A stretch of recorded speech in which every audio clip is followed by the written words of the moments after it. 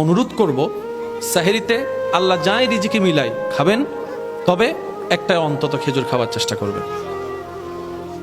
বলেন, যারা হেরাম শরীফে ইফতার করেছেন ওনারা জানে সামনে অনেক পদের খাবার থাকলেও জমজমার খেজুর খাওয়ার পরে আর খাওয়ার ইচ্ছা।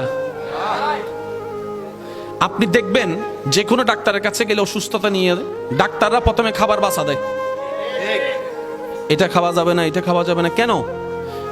ওনারাই গবেষণা করে দেখছেন মানব শরীরে রোগের মেইন উৎপত্তি স্থল হচ্ছে পেট, আর পেটে যায় কি? খাবার। এই খাবারের ভিতর যে কত ভ্যারাইটিস ধরনের খাবার আমাদের ভিতর যায় সেটা তো সবাই ভালো করেই জানে। সত্যি করে বলেন, বাহিরের খাবার ভালো নাকি ঘরের খাবার? কিন্তু আমাদের মনোযোগ, চাওয়া, ইচ্ছা বাহিরে। একটু জোরে বলেন, শাকসবজি কল্যাণের নাকি ফাস্ট ফুড কল্যাণের? অথচ এই শাকসবজি ঘরের মধ্যে রান্না করলে সন্তান আমার দিকে এমনি করে তাকায়।